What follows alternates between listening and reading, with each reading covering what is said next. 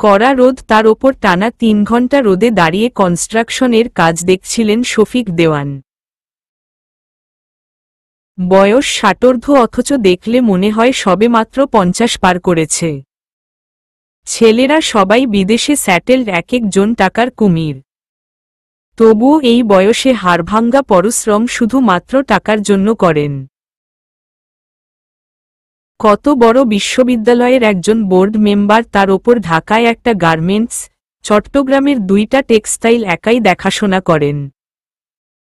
মাসে 2 থেকে 4 দিন নিজ জন্মস্থান ঢাকার ডুপ্লেক্স বাড়িটাই কাটালেও মাসের বাকি দিনগুলো ঢাকার বাহিরেই কাটে। একমাত্র কন্যা মমিনার ও একমাত্র কন্যা মিনহাজ সাইয়ারা। ডাকনাম মিনহা থাকে শফিক দেওয়ানের বাড়িতেই। মা মারা যাওয়ার পরই বাবা ত্যাগ করেছে তাকে, তারপর নানা নানির সাথে ছিল। নানিও মারা যায় বছর 5 আগে। তারপর বিদেশে কিছুদিন মামাদের সাথে থেকে আবার চলে আসে দেশেই। এরই মধ্যে নানার মাথা খেয়ে ফেলেছিল ক্লাসের স্টার বয়দের একজন আরহাম তাকে বিয়ে করবে বলে। শফিক দেওয়ান নাতনির সকল উচিত অনুচিত সকল আবদার পূরণ করে গেছেন তার সেই ছোট্ট কাল থেকেই। কিন্তু আরহামের ব্যাপারটা ইগনোর করেছেন, কারণ আরহামের বিষয়ে খোঁজ নিয়ে জেনেছিলেন যৌথ পরিবারের বাধ্য সন্তান সে। আর পরিবারে তার বড় বাবা ছাড়া অন্য কারো কথার তেমন গুরুত্ব নেই। আর তাই তো মিনহাকে দেশের বাইরে রেখেছিলেন। ততদিনে আরহাম এই শহর ছেড়ে চলে গিয়েছিল, আর নাতনি এসে তাকে না পেয়ে দীর্ঘশ্বাস ছাড়লেন শফিক দেওয়ান। বাড়িতে ঢুকেই বুঝতে পারলেন কিছু হয়েছে, তাই কোনো চাকরবাকর ড্রয়িং রুমে নেই। ক্লান্ত শরীরে একটু জোরেই ডাকলেন শামীম, কাজের লোক কে। কয়েকবার ডাকার পরও যখন সাড়া পেলেন না, তখন নিজেই কিচেনে ঢুকে 1 গ্লাস পানি নিয়ে ডগডগ করে পান করে নিলেন। তারপর দুর্বল পায়ে সিঁড়ি বেয়ে উঠে গেলেন দোতলায়। নিজের রুমে ঢুকতে যাবেন, ঠিক সেই মুহূর্তে ঝনাত করে কিছু ভাঙার শব্দ পেলেন। আর দাঁড়ালেন না, আওয়াজ অনুসরণ করে এগিয়ে গেলেন নাতনির রুমে। দরজা মুখো দাঁড়িয়ে আছে শামীম, লতা, আমেনার মা। লতার পায়ের সামনে অনেকগুলো কাচের টুকরো। বুঝতে বাকি নেই লতা কোনো ভুল করেছে। শফিক দেওয়ান গলা খাকরি দিতেই সবাই সেদিকে তাকায়, মিনহা নিজেও। মিরহাদ এ পর্যন্ত প্রায় 10 বার মৃত্যুর রুমের সামনে গিয়ে ধাক্কিয়ে এসেছে, কিন্তু মৃত্যু রুমে তার সারপ্রাইজ আছে বলেও তাকে দেখতে দিচ্ছে না। আরহাম মীরের বাথরুমে গোসল করছে, নিজের কাপড় চোপড় কিছুই আনেনি সাথে। মৃত্যু বলেছে আপনি গোসল সারুন, ততক্ষণে আমি নিয়ে আসছি। কিন্তু কই এখনো এলো না। মীর মনে মনে ঠিক করেছে এই শেষবার, তারপর সারপ্রাইজ না পেলে আর ধাক্কাবো না। খিদে পেয়েছে, খেতে চলে যাব বলেই যেই না দরজায় করাঘাত করবে, তখনই মৃত্যু দরজা খুলে সামনে এলো। মৃত্যুর হাতে তোয়ালে, প্যান্ট আর একটা টি শার্ট। এই তোর সারপ্রাইজ। মুখটা পানসে করে বলল মীর। এটা সারপ্রাইজ হবে কেন, এটা তো আমার হ্যান্ডসাম বরের কাপড়। কি ঢং! নির্লজ্জ মেয়ে বড় ভাইয়ের সামনে এভাবে বলতে লজ্জা করে না? লজ্জা করবে কেন, নিজের বরের কথা বলছি, তোরা শালা সুমন্দিদের কথা বলিনি। মৃত্যু দরজা ছেড়ে বেরিয়ে এলো আর পেছনে ফিরে বলল, ভেতরে যা, তোর সারপ্রাইজ রেখে এসেছি। মীর একবার বোনের দিকে তাকিয়ে ভাবল, কি এমন সারপ্রাইজ যা হাতে না দিয়ে চলে গেল। নিশ্চিত গন্ডগোল আছে। পা টিপে টিপে মীর রুমে ঢুকতেই থ হয়ে গেল। চোখ দুটো ভালো করে কচলে নিল। বারবার মনে হচ্ছে চোখে ঝাপসা দেখছে, কিন্তু না, চোখ ঠিকই আছে। তুমি? বিস্ময়কর ভঙ্গিতে প্রশ্ন করল মীর। শাড়ি পরা, মাথায় ঘোমটা, কানে ছোট্ট একজোড়া দুল, গলাটা খালি, অবশ্য খালি গলায়ই ভালো লাগছে। কিন্তু একেবারে নতুন বউ বউ লাগছে। মীর জিনিয়ার পাশে এসে আবার পেছনে গিয়ে দরজাটা লাগিয়ে আসল। দরজা লাগাচ্ছেন কেন? হুশস, কথা বলো না, চুপচাপ থাকো, একটু মন ভরে দেখতে দাও। কেমন বউ বউ লাগছে গো তোমাকে? ইস, একদম নতুন বউ। এই শোনো, একটু আদর করি তোমায়। আবেগাপ্লুত হয়ে বলল মীর। জিনিয়া খুব লজ্জা পাচ্ছে কি বলে লোকটা। জিনিয়া, সত্যি তোমাকে খুব জড়িয়ে ধরতে ইচ্ছে করছে, একটু ধরব? জিনিয়া নড়েচড়ে উঠল। মন বলছে ধরুন, জড়িয়ে খুব শক্ত করে, কিন্তু মস্তিষ্ক বলছে ছি জিনিয়া, এখনো বিয়ে হয়নি তোদের। মীর তো অপলকভাবে তাকিয়ে আছে জিনিয়ার দিকে, কিন্তু জিনিয়া একদম মূর্তির মতো দাঁড়িয়ে নিচের দিকে চেয়ে আছে। লজ্জা যেন চারপাশ থেকে চেপে ধরেছে তাকে। অন্যান্য সময় তো খুব পটর পটর করতে পারে, আজ এমন কেন লাগছে? মীর জিনিয়ার একেবারে কাছে এসে দাঁড়ালো আর দুই কাঁধ ধরে বলল, আমাকে এমন সারপ্রাইজ দেওয়ার কারণটা কি আজকে? কককে জজানে মমমৃত্যু জোর করল বলেই তো শস্যারি পড়লাম। বাহ, তোতলানো রোগী হয়ে গেলে দেখছি। আচ্ছা যাই হোক বলেই মীর জিনিয়াকে হ্যাচকা টান মারল। তারপর এক হাতে জড়িয়ে অন্য হাতে তার থুতুনিটা উঁচু করে ধরল। আমি আজ নেশাক্ত, অনেকটা মাতালের মতো। যদি কোনো আপত্তি না থাকে একটু অমৃত পান করতে চাই এখান থেকে। ঠোঁটে আঙ্গুল স্পর্শ করে।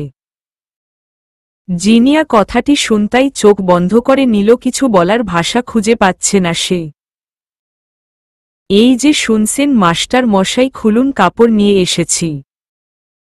মীরের রুমে এসে বাথরুমে দরজা ধাক্কিয়ে বলল মৃত্যি। আরহাম শুনেছে মৃত্যির আওয়াজ, তাই দরজা খুলেছে, তবে মৃত্যি কাপড়গুলো এগিয়ে দিতেই ঝট করে টেনে তাকেও বাথরুমে নিয়ে নিল। আহ, কি করছেন, ভিজে যাব তো। কোথায় ছিলে এতক্ষণ? কপট রাগী স্বরে বলল আরহাম। রেগে যাচ্ছেন কেন? রুমে ছিলাম জিনিয়াকে তৈরি করতে। ভাইয়াকে সারপ্রাইজ দেওয়ার ছিল, জানেন না? তোমার ভাইকে সারপ্রাইজ দেওয়ার ছিল, তাই আমাকে 1 ঘন্টা ধরে পানিতে ভিজিয়ে রেখে গেছ? আরহামের কথা শুনে মৃত্যি ভালো করে একবার দেখে নিল। মৃত্যি দুহাতে মৃত্যির বাহু চেপে দেওয়ালে ঠেসে রেখেছে, পরনে তার শুধু সাদা একটা তোয়ালে। চুল বেয়ে টপটপ করে পানি গড়িয়ে কপাল ছুঁয়ে চোখের পাপড়িতে পড়ছে। ঠোঁট দুটো কিঞ্চিত ফাঁকা, ডান গালের টোলটা অদৃশ্য, অথচ হাসি ছাড়াই বাম গালের টোলটা হালকা দৃশ্যমান। কতটা যে স্নিগ্ধ লাগছে আরহামকে এই মুহূর্তে, তা হয়তো মৃত্যি ভাষায় প্রকাশ করতে পারবে না। সম্মোহিত হয়ে যাচ্ছে সে ধীরে ধীরে আরহামের চোখে তাকিয়ে জবাব কি করে দেবে। আরহাম ভাবল এই সুযোগ ভিজিয়ে দিব ম্যাডামকে। কিন্তু তার ভাবনার দুশ্মন ঠিক সে সময়েই এসে হাজির। উহুম, এবার আর মৃত্যির ভাই না, তারই বোন তার দুশ্মন। লিলি এসে দরজায় দাঁড়িয়ে ডাকল, বাথরুমে কি মৃত্যি আফা আছেন? হকচকিয়ে গেল আরহাম আর মৃত্যুও লজ্জায় পড়ে গেল। ছি, কি কেলেঙ্কারি ব্যাপার, এখন যদি লিলি টের পায় আমি ও এখানে। মনে মনে বলছে মৃত্যি। না লিলি, আমি আছি। মীর মনে হয় তোমার আপার রুমে। আচ্ছা বনু, মৃত্যিকে একটু বলো তো আমার কাপড় দিয়ে যেতে। আরহামের কথা শুনে মৃত্যির মুখ হা হয়ে গেল। সে মাত্রই বলতে যাচ্ছিল কিন্তু আরহাম মৃত্যির মুখ চেপে ধরে ইশারা করল চুপ থাকতে। লিলি চলে গেল, কিন্তু হিসেব মিলাতে পারছে না। মৃত্যির রুমে গেল, সেখানে মীর দরজা খুলল না, ভেতর থেকে বলল, আপা ওনার রুমে। জিনিয়া ভাবি ও এহানে দুলাভাই কইল আফার রুমে আছে। বুঝলাম না ব্যাপারটা কি, দুই বন্ধু দুই বাথরুমে, তাইলে দুই বান্ধবী কই গেল? লিলি সিঁড়ির গোড়ায় দাঁড়িয়ে নখ কামড়াচ্ছে আর ভাবছিল কথাগুলো। তখনই মরিয়ম এসে তাকে ডাকল, লিলি তোকে না বললাম জিনিয়া আর মৃত্যিকে নিচে আসতে বলতে? তাই তো চিন্তা করতাছি খালাম্মা হেরা গেল কই। কারা? আফায় আর ভাবি। মীর বেরিয়ে এসেছে ততক্ষণে রুম থেকে। এসেই লিলির কথা শুনে বুঝল ও বেজায় কনফিউজড বেচারি। মীরের হাসি পাচ্ছে, তবে আপাতত মাকে পাঠাবে তাই বলল, মা তুমি যাও, আসছে জিনিয়া মৃত্যুও। মীরের গলার আওয়াজ পেয়ে লিলি ঘাড় ঘুরিয়ে তাকাতেই মীর গাঁটটা মারল তার মাথায়। তোর এই পিচ্চি মাথাটায় এত ভাবনা রাখিস নারে বুড়ি, নইলে কিন্তু শিং গজাবে দুটো। লিলি খুব ভয় পায় এই কথাটায়, আর তাই প্রায়ই মীর কোনো না কোনো বিষয়ে এটা বলেই ভয় দেখায় তাকে। আর মীর তো খুব বকা ও খায় মার কাছে লিলি আর মৃত্তিকে এভাবে জ্বালায় বলে। জিনিয়া বারবার ঠোঁটে আঙ্গুল স্পর্শ করে অনুভব করার চেষ্টা করছে মীরের ঠোঁটের উষ্ণ ছোঁয়ার। আজ প্রথম মীর তার ঠোঁটে ভালোবাসার পরশ দিল। ভাবতেই লজ্জায় কুঁকড়ে গেল জিনিয়া। এত বছরের ভালোবাসা আজ মনে হচ্ছে সত্যিই তার কাছে ধরা দিল। অবশ্য ধৈর্য আর অপেক্ষার ফল মিষ্টি হয় সবসময় শুনত। আজ মনে হচ্ছে তা কথাটা একেবারে সত্যি। কত বকা খেয়েছে মীরের শুধু ভালোবাসি কথাটা বলেছিল বলে। তাকিয়ে থাকলে বকা দিত, আবেগমাখা কথা বললে বকা দিত। শুধু বলতো পিচ্চি মেয়ে, লজ্জা করে এই বয়সে প্রেমের কথা মুখে আনতে। স্কুলে পড়ে এসেছে বড় ভাইয়ের বয়সী ছেলেকে প্রপোজ করতে, দাঁড়া আজই আঙ্কেল কল দিয়ে বলবো তোর হাত পা ভেঙে ঘরে বসিয়ে দিতে। ভাবতেই মুখে হাসি ফুটে উঠল জিনিয়ার। ঠিক সেই মুহূর্তেই ধপ করে আওয়াজ হলো দরজায়। তাকিয়ে দেখে মৃত্যু ভিজে চুপসে আছে, গলুমলু গাল দুটো লাল হয়ে আছে, তবে লজ্জায় নয় রাগে আর বিড়বিড় করে কিছু বলছে। নির্ঘাত সাংঘাতিক কিছু বকা দিচ্ছে সে, কিন্তু কাকে?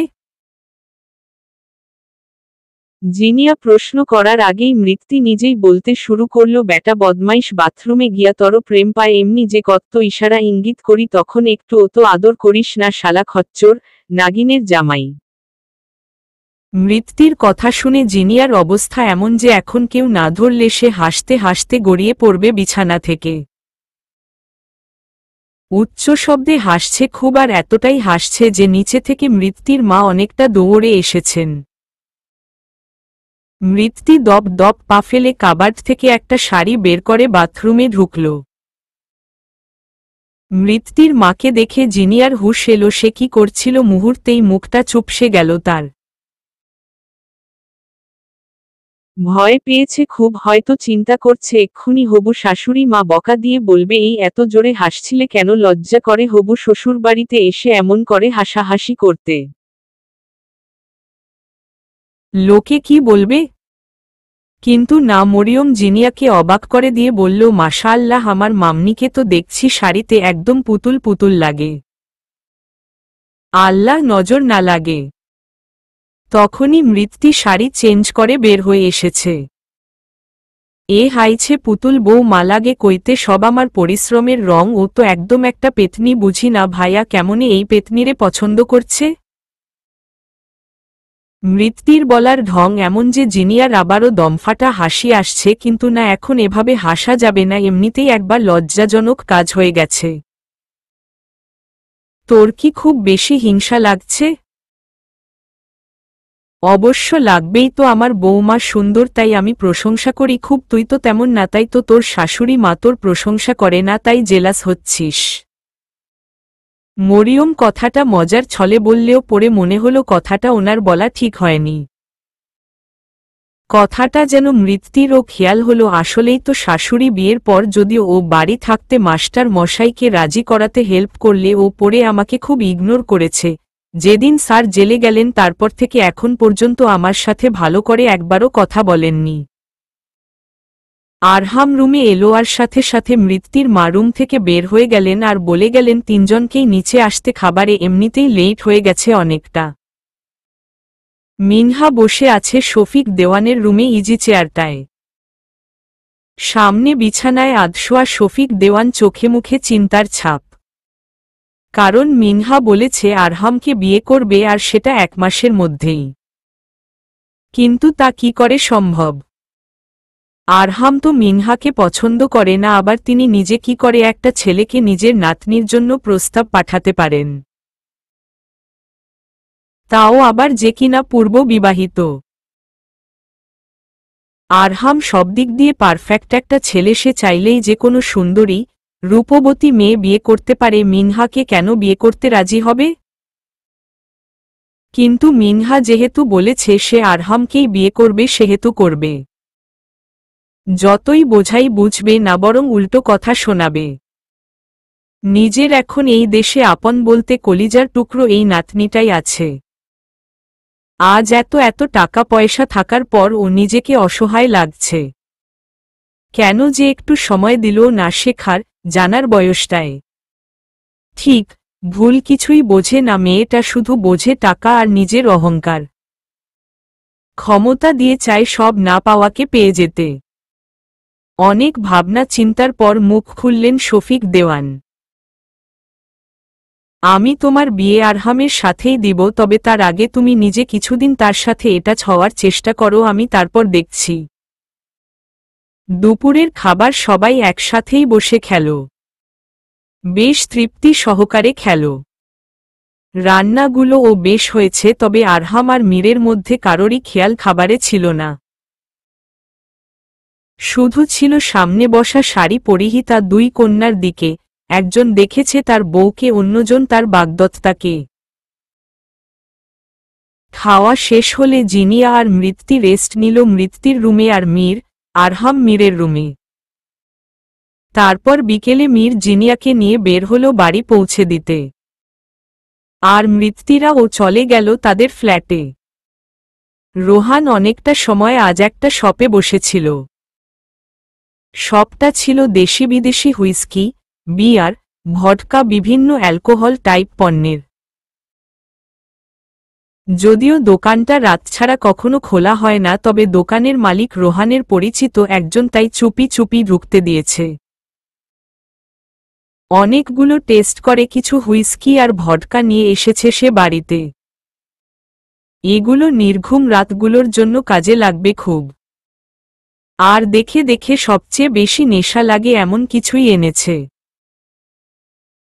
হাতে থাকা অ্যালকোহল ভর্তি ভারী কার্টুন বক্সটা গাড়ি থেকে এনে সোফার রুমেটি টেবিলে রাখল। তারপর ক্লান্ত শরীরটা সোফায় এলিয়ে দিয়ে চিৎকার করে এক গ্লাস পানি চাইল। মা তার খালার বাড়ি গেছে, তাই কাজের মেয়েটা এসে পানি দিল। রোহান সামনে দাঁড়ানো ব্যক্তির দিকে না তাকিয়েই পানিটুক এক ঢোকেই গিলে ফেলল। কাজের মেয়েটি প্রশ্ন করল, ভাইজান খাওন দিমু আমনের? রোহান কণ্ঠ শুনে চোখ তুলে একটিবার সামনে তাকালো, তারপর বলল না। শরৎকাল শেষ হতে চলল, কাশবনে কাশফুলেরা আজকাল হাওয়ায় হাওয়ায় ভেসে ভেসে নিজেদের উচ্ছ্বাস দেখাচ্ছে। মৃত্যি আর জিনিয়া ক্যাম্পাসের সেই কৃষ্ণচূড়ার নিচে বসে বসে প্ল্যান করছে কোথাও ঘুরতে যাবে। নদী আর নদীর পাশ ঘেঁষে চর হবে, চারপাশে কাশফুলে ভরা থাকবে। শাড়ি পরে খালি পায়ে ঘুরবে, আর সাথে থাকবে তাদের প্রাণপাখিরা। মানে আরহাম আর মীর, কারণ যাবে তো মৃত্যি আর জিনিয়া। কিন্তু সামনেই পরীক্ষা, তারা তো রাজি হবে না। আর সে কারণেই হাজারটা প্ল্যান করতে হচ্ছে, কিন্তু বুঝতে পারছে না সফল কি করে হবে। তাদের এই গল্প গুজবের এক ফাঁকে জিনিয়ার চোখ আটকাল ক্যাম্পাসের উত্তরমুখী ক্যান্টিন সদর দরজায়। কালো শাড়ি, রিবন্ডিং করা খোলা চুল, হাতে কালো চুড়ি, কপালে কালো টিপ পরিহিতা একজন মেয়ে। আর মেয়েটি অন্য কেউ না, তাদেরই নতুন ম্যাম মিনহা। আর পাশেই দাঁড়ানো কালো শার্ট গায়ে আরহাম চৌধুরী। বাহ, কি সুন্দর ম্যাচিং করে কাপড় পরেছে, আবার কি সুন্দর গায়ে পরে পরে আলাপ আলোচনাও চলছে। তাচ্ছিল্যের সুরে স্বগতোক্তি করল জিনিয়া। অস্পষ্ট তবুও কানে এলো কথাটা মৃত্যির। সে জিনিয়াকে অনুসরণ করতেই সামনে দেখল এই দৃশ্য। মুহূর্তেই মেজাজ বিগড়ে গেল মৃত্যির, তাই হুট করেই বসা থেকে উঠে গেল। মৃত্যি বসা থেকে উঠে দ্রুত পায়ে এগুতো লাগল সেদিকে। জিনিয়া ও বসা থেকে উঠে মৃত্যুর পেছনে পেছনে গেল আর বারবার বলতে লাগল, যাস না মৃত্যু, ওখানে এখন কোনো সিন ক্রিয়েট করিস না। কিন্তু কে শোনে কার কথা? সিরিয়াসলি, 1 সপ্তাহ হলো আমি এখানে, আর তুমি আজ জানলে খবরটা? আরহাম, তুমি কি বলো তো? আক্ষেপের সুরে বলল মিনহা। ততক্ষণে রোহান পাশে এসে দাঁড়িয়েছে। উস্কো খুস্কো চুল, চোখের নিচে কালি গাঢ় গোলাপি ছিল ঠোঁট দুটো আজ একেবারে কোয়েলার কালো মনে হচ্ছে, দেখেই বোঝা যাচ্ছে ঘুমায়নি সারা রাত আর অনেক অনেক সিগারেট খেয়েছে, যার ফলে এমন নেশাগ্রস্ত লাগছে। আরহাম বিরক্ত না রাগ রোহানের ওপর সেটা ঠাওর করতে পারছে না। এমন কি হয়েছে তার? প্রায় এমন দেখায় কেন, যেন কোনো কিশোরীর প্রেমে পুড়ে জ্বলসে গেছে সে। নাকি সত্যিই এমন কিছু? আরহাম তাকে দেখতেই হাজারটা প্রশ্ন মনে ঘুরপাক খাচ্ছে, কিন্তু মিনহা তার আপন গতিতে তখন ও বকবক করে চলছে, যাতে আরহাম বা রোহান কারোই বিন্দুমাত্র আগ্রহ নেই শোনার। মৃত্যু তখন এগুচ্ছিলই আরহামকে কিছু কড়া কথা শোনানোর জন্য, কিন্তু জিনিয়া আটকে দিয়েছিল তাদের কাছাকাছি যেতেই। আরহাম রুক্ষ গলায় জিজ্ঞেস করেছিল, এখানে কি চাই তোমাদের? তো ক্লাস চলছে তাই না? জিনিয়া তখন কিছু একটা বলে সরিয়ে এনেছিল, তবে সে খুব তীক্ষ্ণ দৃষ্টিতে তাকিয়েছিল মিনহার দিকে। আরহাম তাদের আড্ডার মাঝখানে আজও খেয়াল করল একজোড়া চোখ লুকিয়ে তাকিয়ে আছে তার দিকে। কেমন যেন অস্বস্তি গাঁট বাঁধল মনে। কি হচ্ছে এটা? দুদিন ধরে এমন হুটহাট একজোড়া অজানা দৃষ্টি কেন তার দিকে থাকে? তবে কি কোনো বিপদ অপেক্ষা করছে সামনে, নাকি সবটা তার মনের ভুল? ভেবে পায় না আরহাম। ক্লাস শেষে আরহাম মৃত্যুকে কয়েকবার কল দিয়েছে, ক্লাসে, ক্যাম্পাসে খুঁজে ও দেখেছে, কিন্তু মৃত্যু আগেই চলে গেছে আরহামের সাথে যাবে না বলে। বাধ্য হয়ে আরহাম জিনিয়াকে কল দিল, জিনিয়া সবটা খুলে বলে। মৃত্যু মিনহার সাথে তাকে দেখে কতটা রেগেছিল তাও বলে। আরহাম কল কেটে অফিসে চলে গেল। দুপুরে কারখানায় বসে খেয়ে নিয়েছে শ্রমিকদের সাথে। নতুন কারখানা ছিল এটা, শ্রমিকও খুব কম, তবুও যারা ছিল সবাই খুব অবাক বসের এমন তাদের সাথে বসে খেয়ে নেওয়াটা। তবে ভালো লেগেছে সবারই। মৃত্যু দুপুরে খাবার খায়নি, মাকে কল দিয়ে জেনেছে আরহাম। মায়ের শরীরটা হঠাৎ করেই কেমন যেন খারাপ হতে লাগল কিছুদিন ধরে। আরহামের মন ভারী হয়ে উঠে যখন তখন। আজকাল বাবার অভাব, আহনাফের কমতি খুব লাগে তার। গ্রামে থাকলে অন্তত বড় বাবা, বড় মা, সায়ন ভাই জারিফ, জাহিন, ছোট মা, ছোট বাবা সাথে থাকত, মনের খালি জায়গায় ভর করা চিন্তাগুলো দূর থাকত।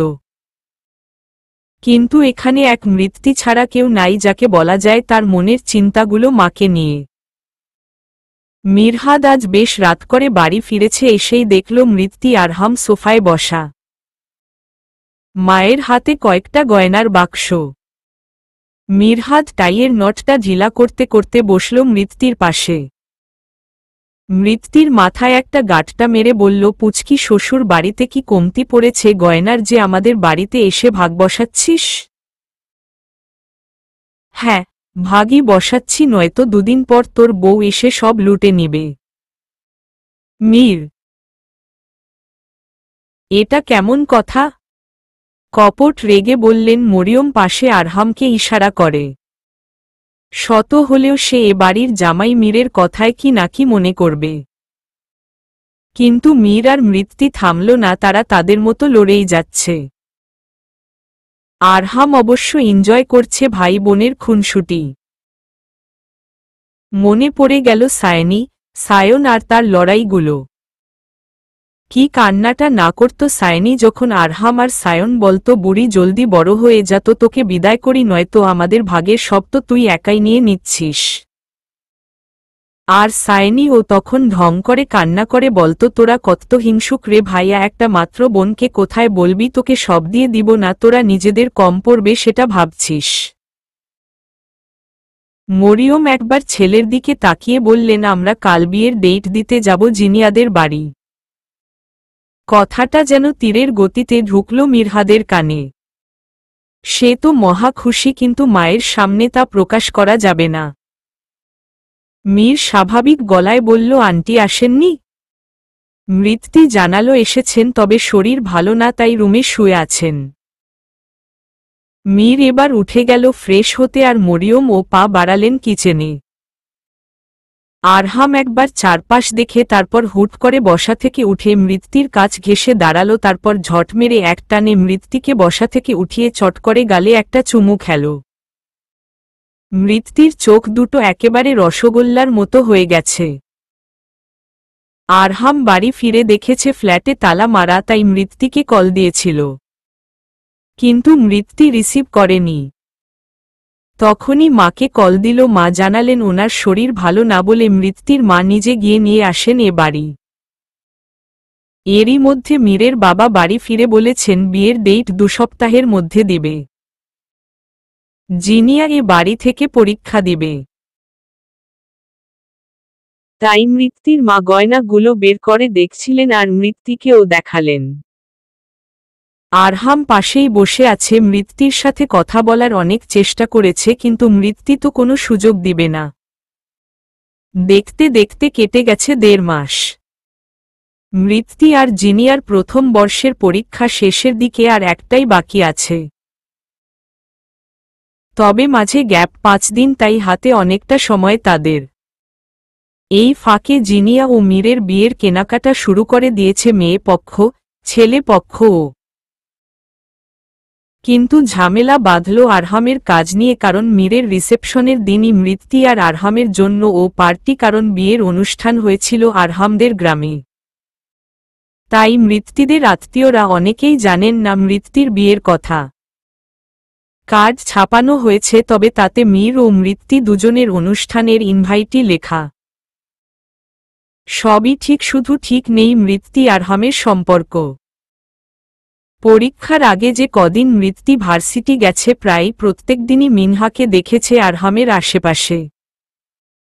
শুধু আশেপাশে তা নয়, কেমন যেন গা ঘেঁষা অবস্থায় থাকে ম্যাডামটা। আরহাম কি বোঝে না মৃত্যুর খারাপ লাগে এভাবে অন্য মেয়ে তার আশেপাশে থাকলে? কেন থাকবে অন্য কেউ? মৃত্যু তো বেঁচে আছে নাকি? আরহামের মা আজকাল খুব অসুস্থ থাকেন, তাই বড় বাবা জোর করেই গ্রামে নিয়ে গেছেন। বোনকে নিজের চোখের সামনে না রাখলে শান্তি পাচ্ছেন না তিনি। কেমন যেন ভাইয়ের মতো তাকে ও হারানোর ভয় জেঁকে বসেছে মনে। এই তো কদিন আগে আরহাম বাড়ি যেতেই কেমন কান্না শুরু করে দেয় বড় বাবা, ছোট বাবা আর বড় মা। বড় মা আরহামের মাকে খুব ছোটই পেয়েছিল বিয়ের পর তাদের বাড়ি এসে। সারাক্ষণ কেমন ভাবি ভাবি করে আঁচল গুটে পেছনে পেছনে ঘুরত। আয়েশা তো সায়নের জন্মের পর একটু দূরে সরেছিল ভাবির কাছ থেকে। তারপরই অবশ্য আয়েশার বিয়ের ব্যবস্থা করে ফেলে। এরপর দেখতে দেখতেই আরহামের জন্ম, তারপরই আয়েশা একদম হুট করেই যেন খুব বড় হয়ে গেছে। আর এখন দেখতে দেখতে বুড়োও হয়ে যাচ্ছে আয়েশা। এসব ভেবেই আরহামের বড় বাবা কান্না করে। আহনাফ ও আজকাল কল দিয়েই মন খারাপ করে কথা বলে, মা কেন এখন প্রতিদিন ভিডিও কল দেয় না? আগে তো দিত, তাহলে হুট করেই কি হয়ে গেল? বাড়িতে সব ঠিক আছে তো? মা, মা, কি হলো রোহান, তোর চেঁচাচ্ছিস কেন? আমার পিচ কালারের টি শার্টটা কোথায়? দেখ, তোর ড্রয়ারেই হবে। নেই। খালাম্মা, ভাইজান কি এইডা খোঁজতাছে?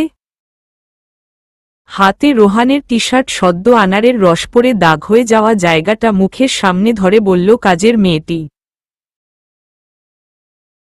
রোহানের মেজাজ চরম গরম ছিল। একটু আগেই মিরহাত কার্ড দিয়ে গেছে বিয়ের, আর কার্ডের ভেতর আরহাম আর মৃত্যুরও নাম।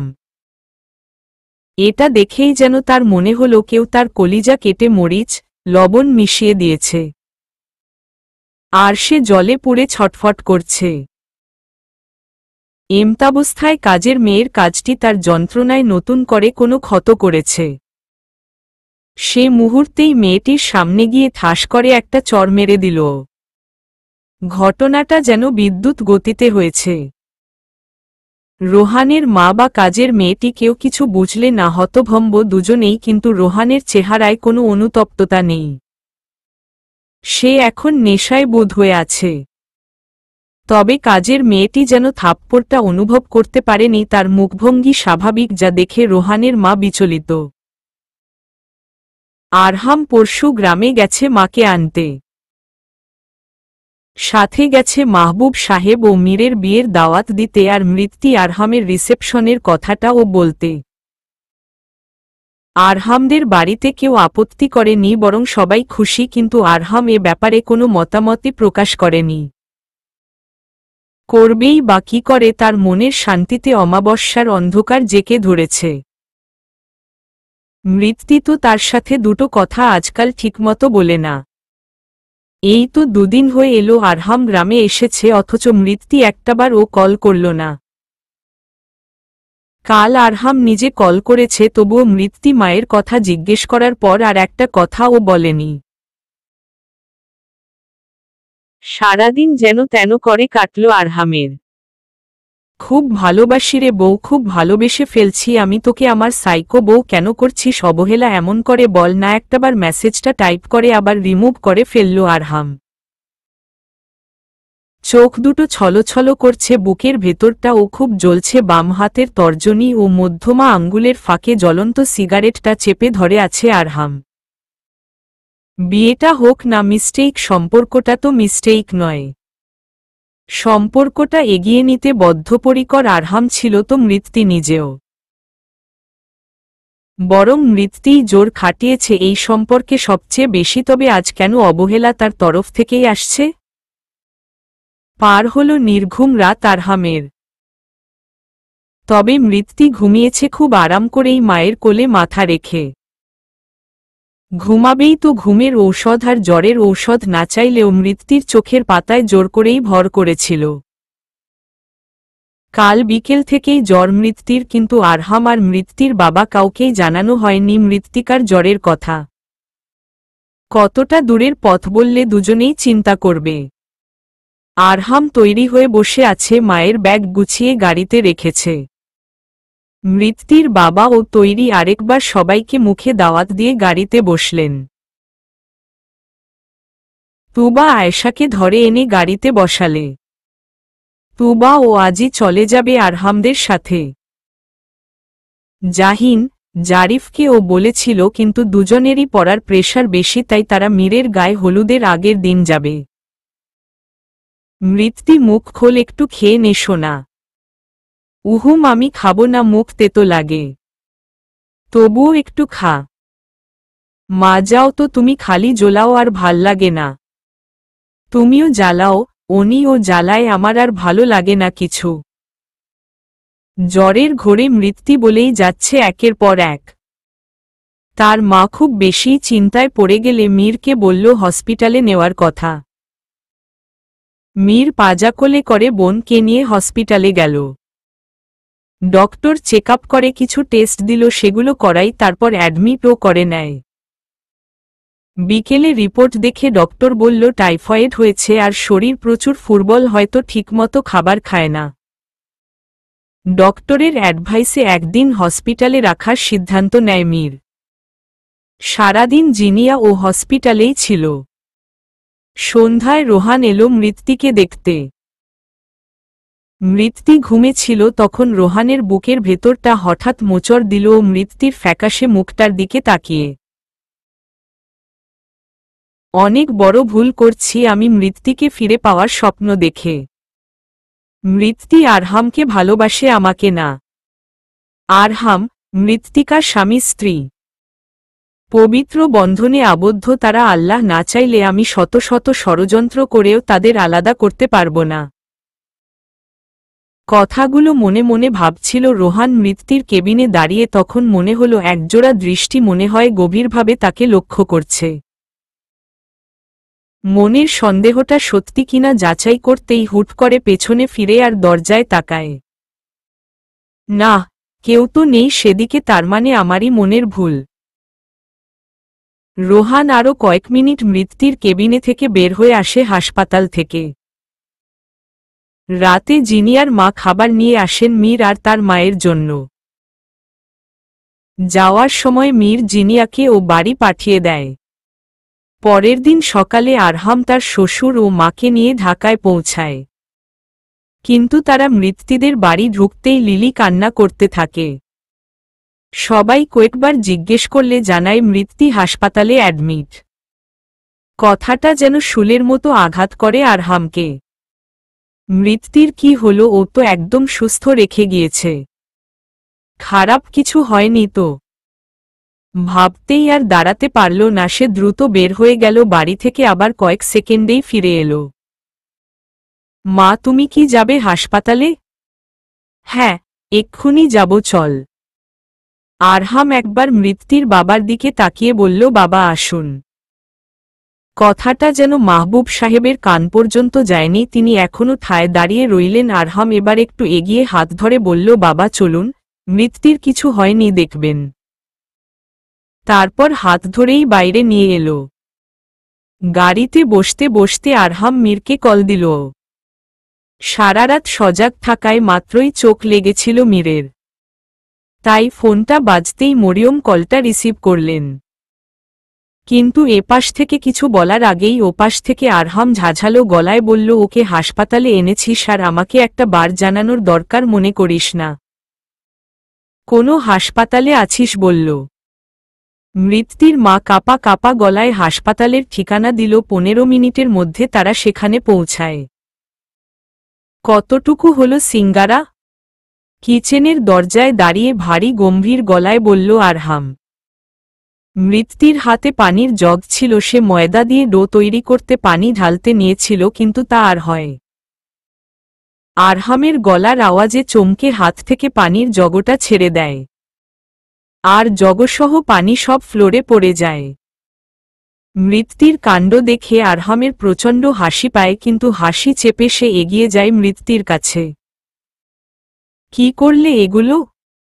শান্ত কিন্তু রাগী স্বরে বলল আরহাম। আমি ইচ্ছে করে ফেলিনি। তা তো দেখতেই পারছি, কেয়ারলেস মেয়ে কোথাকার। এবার একটু স্বর উঁচু করেই বলল। তাতে মৃত্যুর চোখ ছলছল হয়ে এলো। সে বারবার চোখের পাতা নেড়ে জলগুলোকে আড়াল করার চেষ্টা করছে। আরহামের নজর এড়ালো না মৃত্যুর চোখের জলগুলো। সঙের মতো দাঁড়িয়ে আছো কেন? নাকি ভাবছ আমি করে দেব কাজগুলো? আরহামের ব্যবহারে মৃত্যু যেন আসমান থেকে পড়ল। এমন কেন করছে? তার সাথে কি এমন অন্যায় করে ফেলেছে কিনে এনে খেতে বলে? তাড়াতাড়ি করে ফ্লোরের পানিটুকু পরিষ্কার করল মৃত্যু। তারপর আবার আটায় হাত দিতে যাবে, তখন আরহাম বলল, অনেক খাইয়েছেন, আর লাগবে না। রুমে যান, গিয়ে আমার ড্রয়ারে একটা ইংরেজি সাজেশন আছে, সেটা বের করে দেখেন কতটুকু করতে পারেন। মৃত্যু মুখটা কালো করে সেখানেই দাঁড়িয়ে রইল। আরহাম এবার ধমকে উঠল, কথা কানে যায় নাকি? বলেছি শুনতে পাওনি? মৃত্যু মন খারাপ করে দ্রুত বের হয়ে নিজের রুমে চলে গেল। চোখ দিয়ে অনবরত পানি পড়েই চলছে। মৃত্যু যেতেই আরহাম কিচেনে ঢুকে ময়দাগুলো একটা বক্স খুঁজে সেটার মধ্যে রেখে বক্সের মুখটা লাগিয়ে দিল। তারপর কিচেন থেকে বেরিয়ে সোজা ফ্ল্যাট থেকে নিচে গেল। যেতে যেতে আবার কল দিল মীরকে। প্রথম কল রিসিভ করে 9 মিনিট পরেই মীর ব্যাক করল। কিরে, কল দিয়েছিলি? হ্যাঁ, বাড়ি আসছিস? 6টার দিকেই আসছি। কেন, কোনো কাজ ছিল? তেমন না, আমি বাইরে যাচ্ছিলাম, গেলে আয়। আচ্ছা তুই বের হ, আমি আসছি।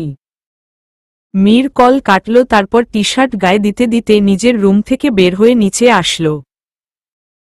মাকে কোথাও না পেয়ে লিলিকে বলল, মা কোথায় রে? খালা বাগানের দিকে হাঁটতাছে, ডায়াবেটিস বাইরা গেছে। ওহ আচ্ছা, মাকে বলিস আমি বাইরে যাচ্ছি। বলেই মীর চলে যাচ্ছিল, আবার একটু ফিরে লিলিকে ডাকল, তোর কিছু লাগবে? ভাইজান মার্কেটে যাইবেন? জানি না, আরহাম বের হচ্ছে, হয়তো আড্ডা দিবে, তাই জিজ্ঞেস করলাম, লাগলে বল, আসার সময় এনে দিব। লিলি একটু সময় ভেবে বলল, খাওনের জিনিস হইলে জিলাপি, আর যদি অন্য কিছু হয় তাইলে ফুল রাখনের ঝুড়ি। ফুল রাখার ঝুড়ি দিয়ে কি করবে? চেহারায় ভাবান্তর ভাব রেখে বলল মিরহাদ। বাগানের বেলি ফুল গাছ সবগুলার মধ্যে ফুল হইছে। আমি সকালবেলা সব কুড়ামু। মুখের আঠাশপাটি দাঁত বের করে খুশি প্রকাশ করে বলল লিলি।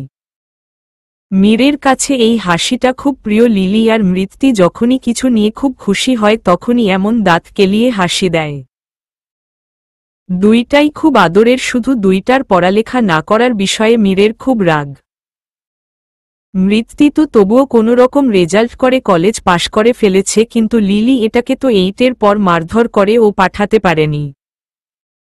নয়তো এ বছর তো এসএসসি দিত। তবে বেশি শাসন ও করতে পারেনি অধিকারের কমতি বলে। আপন বোন হলে কবেই মৃত্যুর মতো একে ও মাইর দিয়ে ঠিক করে দিত। মীর আর কিছু না বলে বের হয়ে গেল। গেটের কাছে গিয়ে কল দিতেই আরহাম বলল, তুই গাড়ি নিস না, আমি নিচ্ছি। ওকে। আরহাম গাড়ি বের করে দেখে মীর তাদের গেটের সামনে দাঁড়ানো। সামনে আসতেই সে উঠে পড়ে গাড়িতে। তারপর দুজন ভার্সিটির কাছেরই একটা সবজি বাজার, বড়, তার পাশেই অনেকগুলো দোকান। ভাজাপোড়া খাবার খুব ভালো সে দিকটার, কিন্তু একসাথে বন্ধুরা বের হলে কি আর আড্ডা ছাড়া চলে? তাই দুজনেই আজে একটা চায়ের দোকানে বসল। এরপর কল দিল আকাশ, রোহান, অপু সবাইকে, কিন্তু পাওয়া গেল শুধু আকাশকে আর রোহানকে। তবে রোহানের কণ্ঠ শুনে আরহামের খটকা লাগল। মীর, তোর কি কোনো প্রকার সন্দেহ হয় রোহানকে? কথা শুরু করতেই আকাশ এসে হাজির। সে মাত্রই অফিস থেকে বের হয়ে বাজার করতে এসেছিল, তখনই আরহাম কল দেয়, তাই দ্রুতই চলে আসে। বাজার যাওয়ার সময় করবে। কি সন্দেহের কথা বলছিস মামা? আকাশ পেছনে থেকে প্রশ্ন করল। কথার ফাঁকেই আরহাম আর মীরের মাঝখানে বেঞ্চটিতে বসে টুপ করে মীরের সামনের কাপটি তুলে চায় চুমুক দিল। শালা রাখো ওটা আমার মামা, আরেক কাপ চা দেন তো। দোকানিকে বলে মীর আবার আকাশের হাত থেকে নিজের কাপটা নিয়ে নিল। আমার কেন জানি মনে হয় রোহানের কোনো সিক্রেট আছে। গত কয়েক মাস যাবৎ খেয়াল করেছি তার উদ্ভট আচরণ, কাজকর্ম। ভাবুক হয়ে কথাটা বলল আরহাম। মীরের চেহারায় মেদুর ছায়া নেমে এলো আরহামের কথায়, কারণ তার অজানা নয় রোহানের এমনতর হওয়ার পেছনের রহস্য। হ্যাঁ, রহস্যই বটে। রোহান মৃত্যুকে ভালোবেসে এমন হয়েছে সে খবর শুধু তারই জানা। সে নিজেই তো বোনের বিয়ের জন্য এক ধাপ এগিয়ে রোহানকে মৃত্যু পছন্দ করে বলেছিল। কিন্তু সে কি করে জানবে ওই পছন্দটা শুধু পছন্দ পর্যন্তই থেমে যাবে? মেঘলা আকাশে হালকা ঝলকানির রোদ্দুর ঠেলে ভেসে আসা রংধনুর মতোই হঠাৎ আগমন ঘটিয়ে মৃত্যুকে নিজের রঙে রঙিন করে ফেলবে আরহাম, সেই খবর কি আর মীর জানত? নাকি জানত তার বোকাশোকা পাগলি বোনটা? হঠাৎ করেই যেন বদলে গেল তিনটা জীবনের মোড়, আর সেই জীবন তিনটাই যে মীরের হৃৎপিণ্ডের স্পন্দনে আঘাত করবে সেই কথাটা তবে অজানা নয় তার। মীরকে চুপচাপ আর অন্যমনস্ক দেখে আরহাম আবার বলল, তোর কি হলো? ওর আবার কি হবে? দেখ, জিনিয়া হয়তো ঝগড়া করেছে। আকাশ রসিকতার ছলে বলল কথাটা, কিন্তু আরহামের মনে হল মীর চিন্তিত। কিছু না, আমি ঠিক আছি। আকাশ, তুই কি আমাদের সাথেই বসে থাকবি? বাসায় যা, ভাবি বাড়িতে একা না। মীর, না, বড় আপা আসছে, ডেলিভারির আগ পর্যন্ত থাকবেন। তবুও তোর যাওয়া উচিত, আর তুই তো বলেছিলি বাজার ও করবি, চল আমরাও করি আজ তোর সাথে। আমার মা হেব্বি খুশি হবে আমার বাজার করা দেখলে। মীর এক প্রকার খুশিতে গদগদ করেই বলল। আরহাম ও সায় দিল তার ও টুকিটাকি বাজার করা দরকার, কিন্তু আসার সময় মাকে জিজ্ঞেসই করেনি কিছু লাগবে কিনা। তিন বন্ধু বসা থেকে উঠে গেল। আরহাম চায়ের দাম দিয়ে এগুলো। তারা প্রথমে কাঁচা সবজির দোকানে ঢুকল। আকাশ আর আরহাম দুজনেই আগে থেকে বাজার করা জানে। কারণ এই শহরে পরিবারে বড় বলতে কেউ নেই আর বাজার করা বা সংসারের বাহিরের দরকারি কাজ করার। কিন্তু মীর এ জীবনে এই প্রথম এসেছে বাজার করবে বলে, কিন্তু কি কিনবে বুঝে উঠতে পারছে না। আরহাম পুঁই শাক, ঢেঁড়স আর ফ্রেশ ধুন্দল চোখে পড়ায় সেগুলো নিল।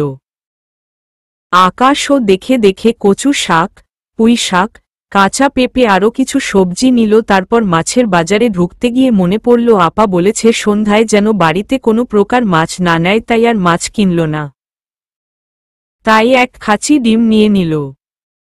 আকাশ, আরহাম দুজনের মতো পুরো বাজার ঘুরে ভালো ভালো দেখে সবজি কিনে যখন চায়ের দোকানের পাশে এসে দাঁড়াল, দেখল মীর চুপচাপ দাঁড়িয়ে আছে।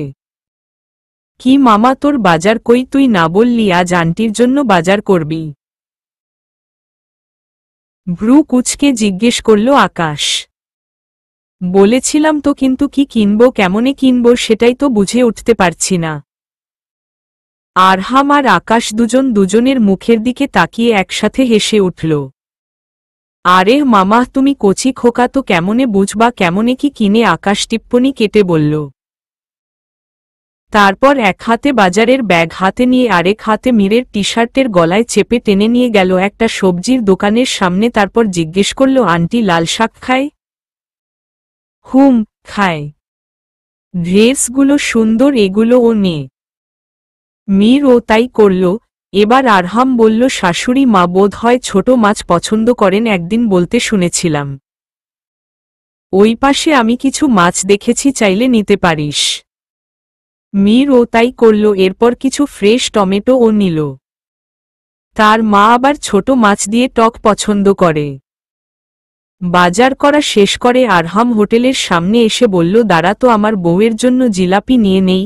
আজকে যেই শাস্তি দিচ্ছি, এতক্ষণে তো মনে হয় ফুলে অ্যাটম বোম হয়ে আছে। মিরহাদ ভ্রু কুঞ্চিত করে তাকালেই আরহাম বলল, জানিস না পরীক্ষার আর মাত্র 17 দিন বাকি, হাতে রুটিন, অথচ ও বলে পড়ে কি করবে, বিয়ে হয়ে গেছে না। এটা কি কোনো কথা হলো তুই বল? মীর, আকাশ দুজনেরই খুব হাসি পাচ্ছে, কিন্তু কি করবে, মীর জানে মৃত্যু কেমন, তাই শাস্তি একটু পাওয়াই ঠিক। আরহাম কথার ফাঁকে 3টা প্যাকেটে জিলাপি দিতে বলল দোকানিকে। তারপর প্যাকেটগুলো হাতে পেতেই একটা মীরকে দিয়ে বলল, শাশুড়ি মা আর আমার বোনের জন্য নে। আকাশকে দিয়ে বলল, এটা ভাবি আর আপার জন্য। আর এক প্যাকেট নিয়ে বলল, এটা আমার মা আর সাইকোটার জন্য। তারপর মীর আবার ঢুকল একটা শপে, যেখানে বেতের ও কাঠের তৈরি অনেক ছোট বড় জিনিস আছে। অনেক খুঁজে সুন্দর দেখে ঝুড়ি নিয়ে তারপর বের হল। আরহাম গাড়ি এনেছে, তাই আকাশকে ও জোর করে সঙ্গে নিল। আকাশকে তার গেটের সামনে রেখে পড়ে নিজেরা বাড়ি ফিরল। বাজারে যাওয়ার পর থেকেই আরহাম কিছু লক্ষ্য করেছে, তবে সে অপেক্ষা করেছে আকাশ বা মীর কিছু বলে কিনা। কিন্তু না, তারা কিছু বলেনি। তার মানে তারা খেয়ালই করেনি। এই নে তোর ঝুড়ি, আর এটা নে। মুখ হা হয়ে আছে লিলির। মীরের হাতে একটা ব্যাগ, তাতে কাঁচা সবজি। নিচের করিডোরে রাখা শুকনো কাপড়গুলো নিয়ে মরিয়ম মাত্রই ড্রয়িং রুমে এসে দাঁড়িয়েছেন। ছেলের হাতে বাজারের ব্যাগ দেখে বেশ অবাক। কিরে, আমি কি এগুলো হাতে নিয়েই দাঁড়িয়ে থাকব? ঝাড়ি দিয়ে বলল এবার মীর। লিলি দ্রুত সামনে এসে ঝট করেই হাতের ব্যাগটা নিল। এরপর মীর নিজেই অন্য হাতে থাকা জিলেপির প্যাকেট আর ঝুড়িটা এগিয়ে গিয়ে ডাইনিং টেবিলে রাখল। তুই বাজার করেছিস? না, আমার বাবার দ্বিতীয় পক্ষের আরেকটা ছেলে আছে না, সে করেছে। মরিয়ম কাপড়গুলো সোফার ওপর রেখে এগিয়ে এসে বাম কানটা টেনে বলল, তাই বুঝি? তো কি বলবো, দেখছো বাজার করে এনেছি, তবুও বলছো তুই করেছিস? কি বলবো বল, জীবনে তো তোকে দিয়ে বাড়ির পাশের কোনো শপ থেকে একটা 7 আপের বোতলও আনাতে পারিনি, সেই তুই আজ কাঁচা বাজার করে এনেছিস। খালা শুধু কাঁচা বাজার না, মাছও আনছে। কি এই রাতে মাছ? উফ, এতদিন বাপ জ্বালিয়েছে, আজ ছে বলতে গিয়ে থেমে গেলেন মরিয়ম আবার। ছেলে শখ করে এনেছে, রাত হোক বা দিন তবুও বকবেন না, এই প্রথম নিজে বাজার করল। মীর বুঝতে পারল মা তার মহা খুশি। ইস, কি ছোট্ট একটা কাজেই মা এত খুশি। কই মাসে মাসে অফিসের কাজ করে লাখের ওপরে ও ইনকাম হয় তার, সেটা মায়ের হাতে প্রায় দেয়। কই মা তো টাকা পেয়ে এত খুশি হননি। মনে মনে হাজারটা থ্যাঙ্কস দিচ্ছে আরহাম আর আকাশকে, তাদের জন্যই আজ সে মায়ের জন্য এই খুশিটুকু কিনতে পেরেছে। লিলি একটা প্লেট এনে তাতে জিলেপি রাখতে রাখতে জিজ্ঞেস করল, জিলাপি আমার লাইগা? না, তোর একটা সৎবোন আছে না, তার জন্য। লিলি মীরের জবাব শুনে আঠাশপাটি দাঁত ফিক করে খুলে হাসি দিল। আমার তো সৎ বইন নাই, তয় মৃত্যু আফা আছে, কিন্তু দুলাভাইয়ের বাড়ি তো, মানে জিলাপি গুলা সব আমার। সব তোর মন ভইরা খা, তোর দুলাভাই পাঠাইছে এগুলা তার বইন আর শাশুড়ি মার জন্য। মুখ ভেঙচি মেরে মীর বলছে, আর লিলি খিলখিলিয়ে হাসছে। মীর একবার তার মুখের দিকে তাকিয়ে তৃপ্তির হাসি হাসল। এই মেয়েটা খুব এই বাড়িতে শুধু পড়ালেখাটা করতে চায় না বলে রাগ হয় মীরের। আর কয়টা বছর একটু ভালো করে পড়াশোনা করলে কত ভালো একটা ছেলে খুঁজে পাওয়া সহজ হতো, তারপর মৃত্যুর মতো এর ও বিয়ে দিত না, বরং ধুমধামে বিয়ে দিত। লিলির মৃত্যু তো পেতনি একটা, নিজে নিজেই করেছে বিয়েটা, হোক না বিপদে পড়েই। আরহাম জিলাপি পাঠিয়েছে শুনে মরিয়মও এসে খুশি মনে একটু মুখে দিল। শত হোক জামাই বাবা পাঠিয়েছে, খেতে তো হয়ই।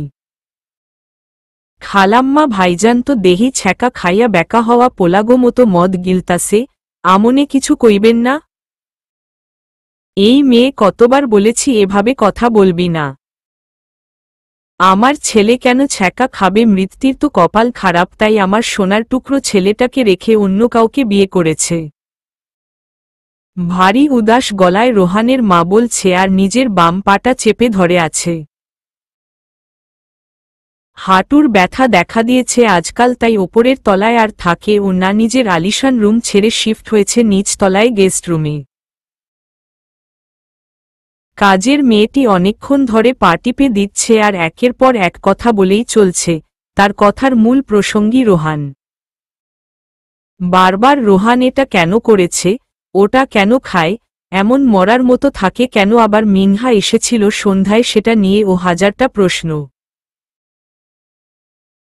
এমন জোয়ান মাইয়া একটা জোয়ান পোলার ঘরে ঢুইক্কা দরজায় খিল দিছে, ছি ছি ছি। তার ভাষ্যমতে কোনো পাপ কাজ করতেই ঢুকছে, নইলে খিল দিব কেন? রোহানের মায়ের খুবই বিরক্ত লাগছিল মেয়েটির কথা, কিন্তু কথা একেবারে খারাপ ও বলেনি। রাত 11:25, মৃত্যুর হাতে এখনো সাজেশন পেপার। সন্ধ্যা থেকে প্রায় টানা 2 ঘন্টা হাতে নিয়ে বসেছিল, কিন্তু করতে কিছুই পারেনি। এদিকে আরহাম বাড়ি ফিরে কত করে বলল জিলাপি খেতে, কিন্তু ম্যাডাম তো ছুঁয়েও দেখেনি, তার ওপর একটিবার তার দিকে তাকিয়েও দেখেনি। প্রায় আধ ঘন্টা আগে আরহাম ডিনার করেছে, তখনও মৃত্যু খাবার খেতে যায়নি। শাশুড়ি মা আজ অনেকদিন পর নিজে এসে ডেকেছেন খেতে যেতে, কিন্তু মৃত্যু তাও উপেক্ষা করে পড়া নিয়ে বসেছিল। আরহাম এবার ঘর থেকে বেরিয়ে কিচেনে ঢুকে একটা প্লেটে খাবার নিয়ে এলো। মৃত্যু বিছানায় বসে কোলের মধ্যে বালিশ রেখে তার ওপর নোটবুক রেখেছে আর ডান হাতে কলমটা ধরে কলমের এক মাথা মুখে পুড়ে চিবুচ্ছে। যেন কত সুস্বাদু একটা ললিপপ কেউ তার হাতে দিয়েছে, আর সে খুব আয়েশ করেই তা চুষে যাচ্ছে। আরহাম কয়েকবার ডাকল, কিন্তু মৃত্যুর সাড়া নেই, তাই চট করে বালিশের ওপর থেকে নোটবুক সরিয়ে প্লেটটা রাখল বালিশের ওপর। তাতেও মৃত্যুর হেলদোল নেই, কিন্তু আরহামের রাগ হচ্ছে। ধমক না হয় দুয়েকটা দিয়েই দিয়েছে, তাই বলে এত রাগ, নাকি অভিমান? আরহাম এবার কলমটা কেড়ে নিয়ে এক হাত মৃত্যুর চুলের পেছনে গুজে তার মাথাটা চেপে নিজের সামনের দিকে আনল, আর ফতাফত ছোট করে কয়েকটা চুমু খেল। কিন্তু না, আরহাম পরাজিত হল মৃত্যুর অভিমানের কাছে।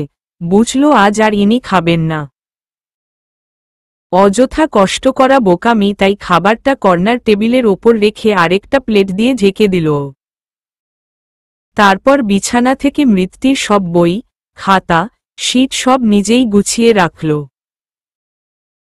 মৃত্যু ততক্ষণে বিছানা ছেড়ে ওয়াশরুমে গেছে। বের হয়ে এসে বিছানায় একপাশে শুয়ে পড়ল। মুহূর্তেই রুমটা অন্ধকার হয়ে এলো। মৃত্যু বুঝতে পারল আরহাম করেছে।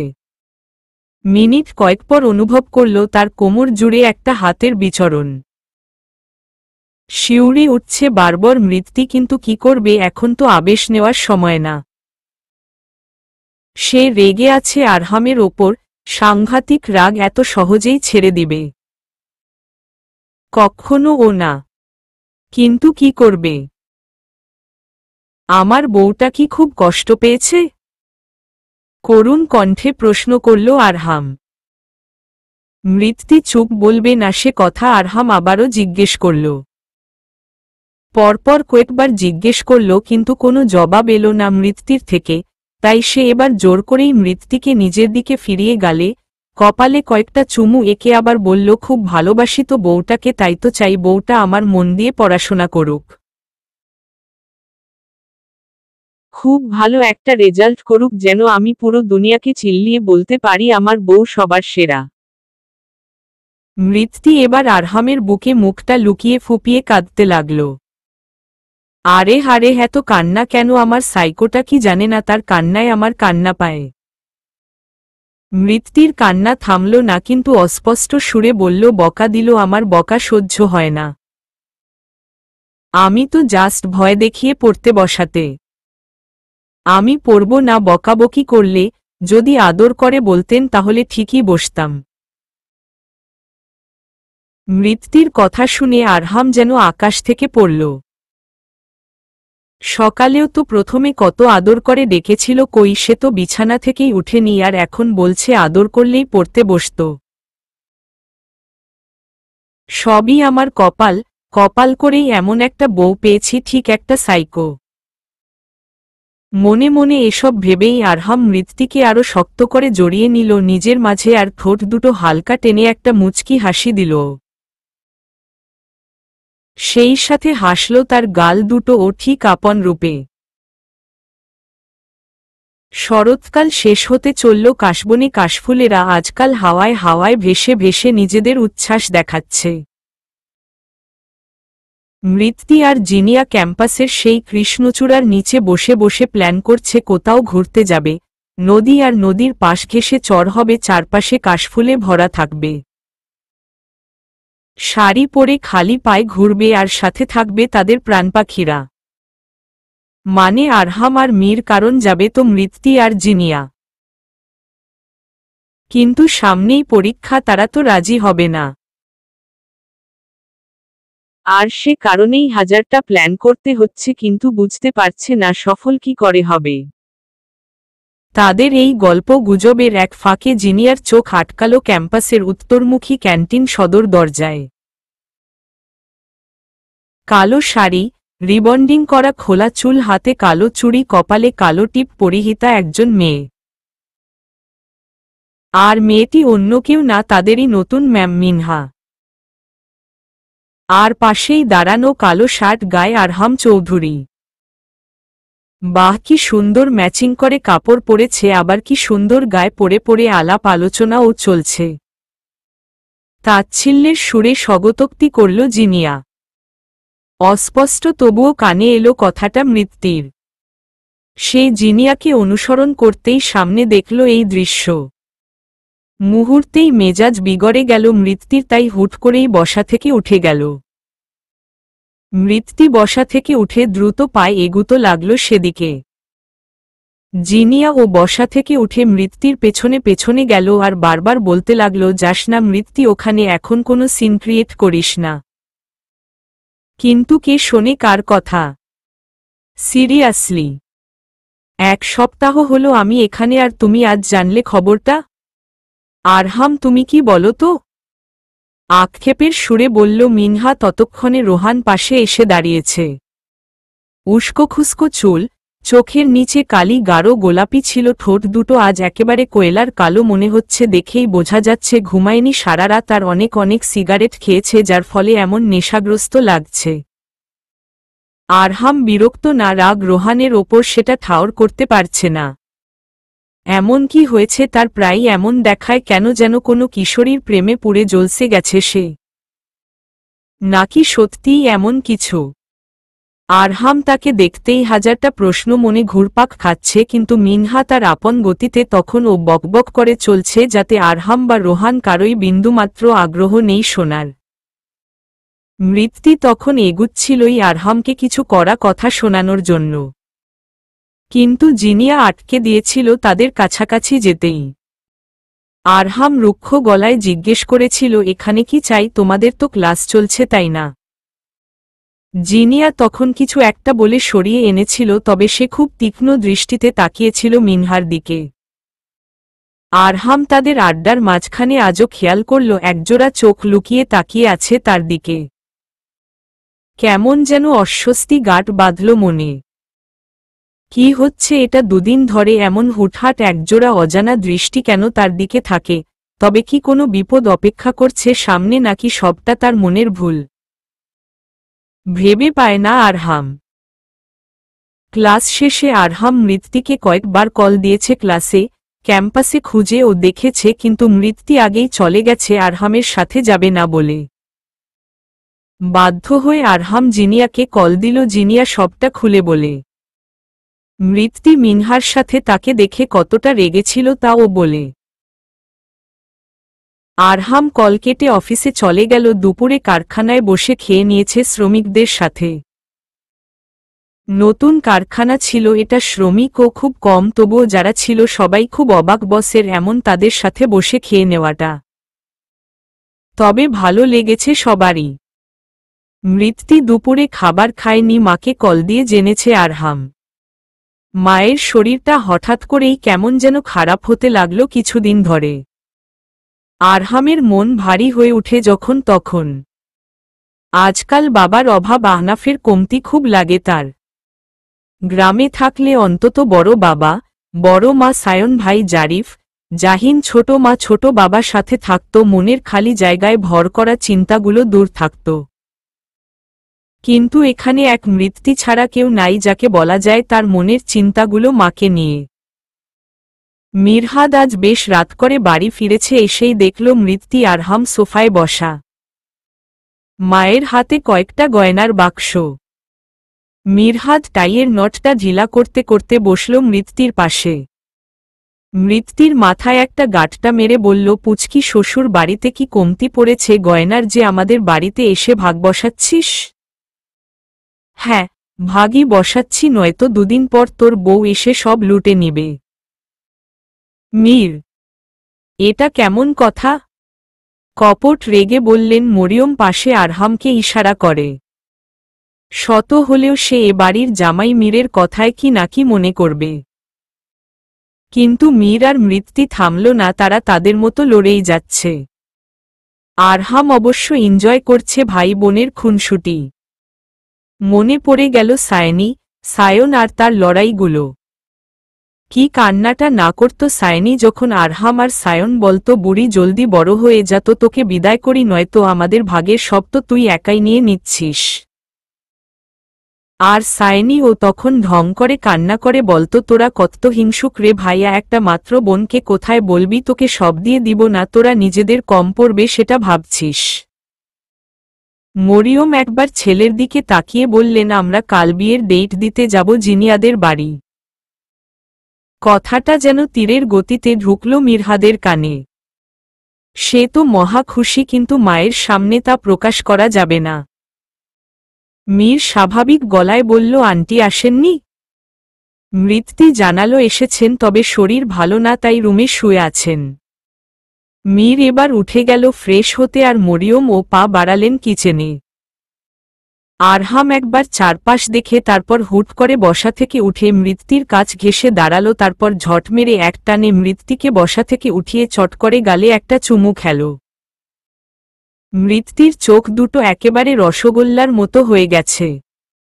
আরহাম বাড়ি ফিরে দেখেছে ফ্ল্যাটে তালা মারা, তাই মৃত্তিকে কল দিয়েছিল, কিন্তু মৃত্তি রিসিভ করেনি। তখনই মাকে কল দিল। মা জানালেন ওনার শরীর ভালো না বলে মৃত্তির মা নিজে গিয়ে নিয়ে আসেন এ বাড়ি। এরই মধ্যে মীরের বাবা বাড়ি ফিরে বলেছেন বিয়ের ডেট 2 সপ্তাহের মধ্যে দিবে। জিনিয়া এ বাড়ি থেকে পরীক্ষা দিবে। তাই মৃত্তির মা গয়নাগুলো বের করে দেখছিলেন আর মৃত্তিকেও দেখালেন। আরহাম পাশেই বসে আছে। মৃত্তির সাথে কথা বলার অনেক চেষ্টা করেছে, কিন্তু মৃত্তি তো কোনো সুযোগ দিবে না। দেখতে দেখতে কেটে গেছে 1.5 মাস। মৃত্তি আর জিনিয়ার প্রথম বর্ষের পরীক্ষা শেষের দিকে, আর একটাই বাকি আছে। তবে মাঝে গ্যাপ 5 দিন, তাই হাতে অনেকটা সময় তাদের। এই ফাঁকে জিনিয়া ও মীরের বিয়ের কেনাকাটা শুরু করে দিয়েছে মেয়ে পক্ষ, ছেলে পক্ষও। কিন্তু ঝামেলা বাঁধল আরহামের কাজ নিয়ে, কারণ মীরের রিসেপশনের দিনই মৃত্তি আর আরহামের জন্য ও পার্টি, কারণ বিয়ের অনুষ্ঠান হয়েছিল আরহামদের গ্রামে। তাই মৃত্তিদের আত্মীয়রা অনেকেই জানেন না মৃত্তির বিয়ের কথা।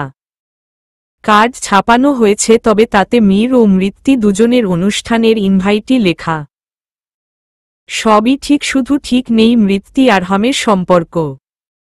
পরীক্ষার আগে যে কদিন মৃত্তি ভার্সিটি গেছে, প্রায় প্রত্যেক দিনই মিনহাকে দেখেছে আরহামের আশেপাশে। শুধু আশেপাশে তা নয়, কেমন যেন গা ঘেঁষা অবস্থায় থাকে ম্যাডামটা। আরহাম কি বোঝে না মৃত্তির খারাপ লাগে এভাবে অন্য মেয়ে তার আশেপাশে থাকলে? কেন থাকবে অন্য কেউ? মৃত্তি তো বেঁচে আছে নাকি? আরহামের মা আজকাল খুব অসুস্থ থাকেন, তাই বড় বাবা জোর করেই গ্রামে নিয়ে গেছেন। বোনকে নিজের চোখের সামনে না রাখলে শান্তি পাচ্ছেন না তিনি। কেমন যেন ভাইয়ের মতো তাকে ও হারানোর ভয় জেঁকে বসেছে মনে। এই তো কদিন আগে আরহাম বাড়ি যেতেই কেমন কান্না শুরু করে দেয় বড় বাবা, ছোট বাবা আর বড় মা। বড় মা আরহামের মাকে খুব ছোটই পেয়েছিল বিয়ের পর তাদের বাড়ি এসে।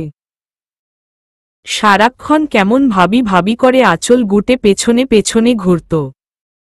আয়েশা তো সায়নের জন্মের পর একটু দূরে সরেছিল ভাবির কাছ থেকে। তারপরই অবশ্য আয়েশার বিয়ের ব্যবস্থা করে ফেলে। এরপর দেখতে দেখতেই আরহামের জন্ম, তারপরই আয়েশা একদম হুট হয়ে গেছে। আর এখন দেখতে দেখতে বুড়োও হয়ে যাচ্ছে আয়েশা। এসব ভেবেই আরহামের বড় বাবা কান্না করে। আহনাফ ও আজকাল কল দিয়েই মন খারাপ করে কথা বলে। মা কেন এখন প্রতিদিন ভিডিও কল দেয় না? আগে তো দিত, তাহলে হুট করেই কি হয়ে গেল? বাড়িতে সব ঠিক আছে তো? মা, মা, কি হলো রোহান, তোর চেঁচাচ্ছিস কেন? আমার পিচ কালারের টি শার্টটা কোথায়? দেখ, তোর ড্রয়ারেই হবে। নেই। খালাম্মা, ভাইজান কি এইডা খোঁজতাছে? হাতে রোহানের টি শার্ট, সদ্য আনারের রস পরে দাগ হয়ে যাওয়া জায়গাটা মুখের সামনে ধরে বলল কাজের মেয়েটি। রোহানের মেজাজ চরম গরম ছিল। একটু আগেই মিরহাত কার্ড দিয়ে গেছে বিয়ের, আর কার্ডের ভেতর আরহাম আর মৃত্তিরও নাম। এটা দেখেই যেন তার মনে হলো কেউ তার কলিজা কেটে মরিচ, লবণ মিশিয়ে দিয়েছে, আর সে জলে পুড়ে ছটফট করছে। এমতাবস্থায় কাজের মেয়ের কাজটি তার যন্ত্রণায় নতুন করে কোনো ক্ষত করেছে। সে মুহূর্তেই মেয়েটির সামনে গিয়ে ঠাস করে একটা চড় মেরে দিল। ঘটনাটা যেন বিদ্যুৎ গতিতে হয়েছে। রোহানের মা বা কাজের মেয়েটি কেউ কিছু বুঝলে না, হতভম্ব দুজনেই। কিন্তু রোহানের চেহারায় কোনো অনুতপ্ততা নেই। সে এখন নেশায় বোধ হয়ে আছে। তবে কাজের মেয়েটি যেন থাপ্পড়টা অনুভব করতে পারেনি। তার মুখভঙ্গি স্বাভাবিক, যা দেখে রোহানের মা বিচলিত। আরহাম পরশু গ্রামে গেছে মাকে আনতে। সাথে গেছে মাহবুব সাহেব ও মীরের বিয়ের দাওয়াত দিতে, আর মৃত্তি আরহামের রিসেপশনের কথাটাও বলতে। আরহামদের বাড়িতে কেউ আপত্তি করেনি, বরং সবাই খুশি। কিন্তু আরহাম এ ব্যাপারে কোনো মতামতই প্রকাশ করেনি। করবেই বা কি করে? তার মনের শান্তিতে অমাবস্যার অন্ধকার জেঁকে ধরেছে। মৃত্যু তো তার সাথে দুটো কথা আজকাল ঠিকমতো বলে না। এই তো দুদিন হয়ে এলো আরহাম গ্রামে এসেছে, অথচ মৃত্যু একটাবার ও কল করল না। কাল আরহাম নিজে কল করেছে, তবুও মৃত্যু মায়ের কথা জিজ্ঞেস করার পর আর একটা কথা ও বলেনি। সারাদিন যেন তেন করে কাটল আরহামের।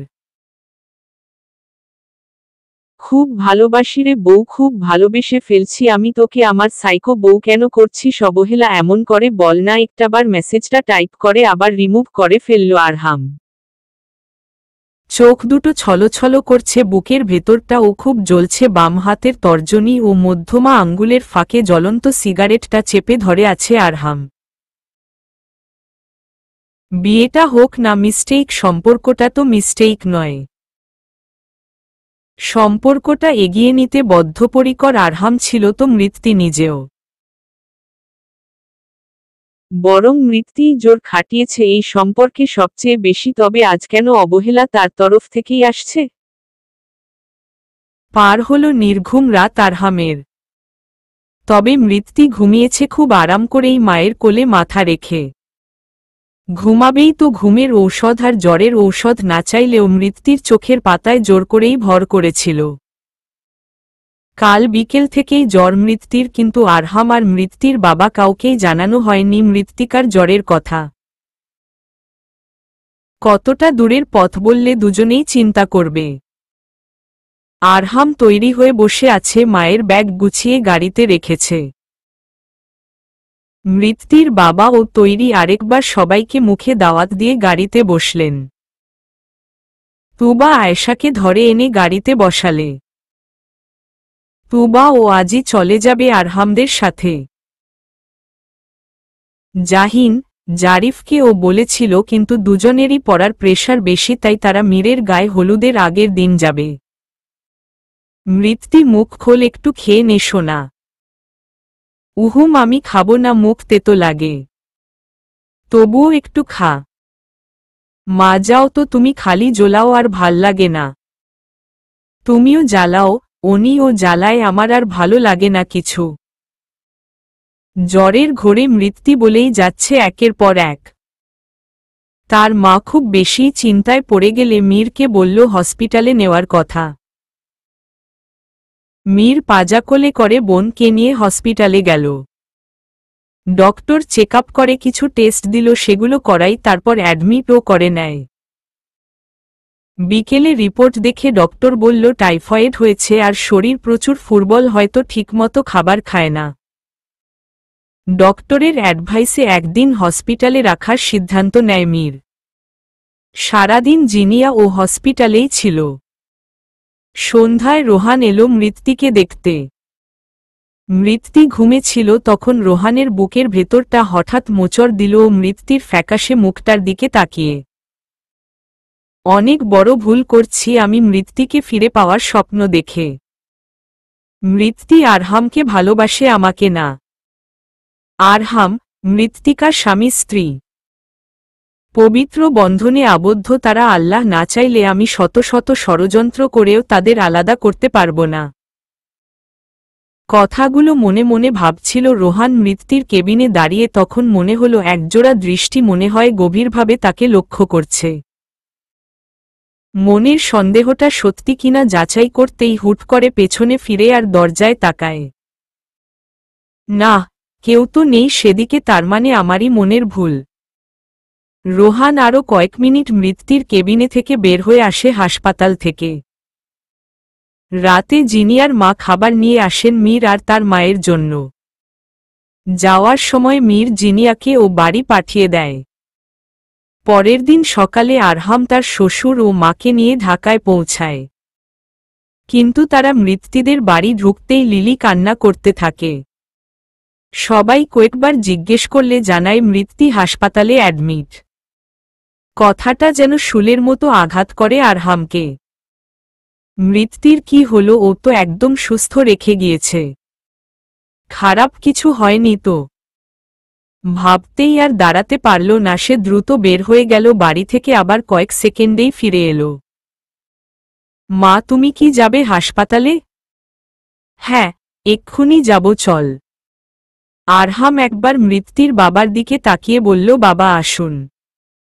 কথাটা যেন মাহবুব সাহেবের কান পর্যন্ত যায়নি, তিনি এখনো ঠায় দাঁড়িয়ে রইলেন। আরহাম এবার একটু এগিয়ে হাত ধরে বলল, বাবা চলুন, মৃত্যুর কিছু হয়নি, দেখবেন।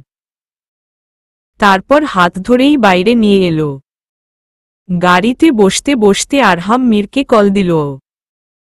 সারারাত সজাগ থাকায় মাত্রই চোখ লেগেছিল মীরের, তাই ফোনটা বাজতেই মরিয়ম কলটা রিসিভ করলেন। কিন্তু এপাশ থেকে কিছু বলার আগেই ওপাশ থেকে আরহাম ঝাঝালো গলায় বলল, ওকে হাসপাতালে এনেছিস আর আমাকে একটা বার জানানোর দরকার মনে করিস না? কোনো হাসপাতালে আছিস বলল। মৃত্যুর মা কাপা কাপা গলায় হাসপাতালের ঠিকানা দিল। 15 মিনিটের মধ্যে তারা সেখানে পৌঁছায়। চলবে।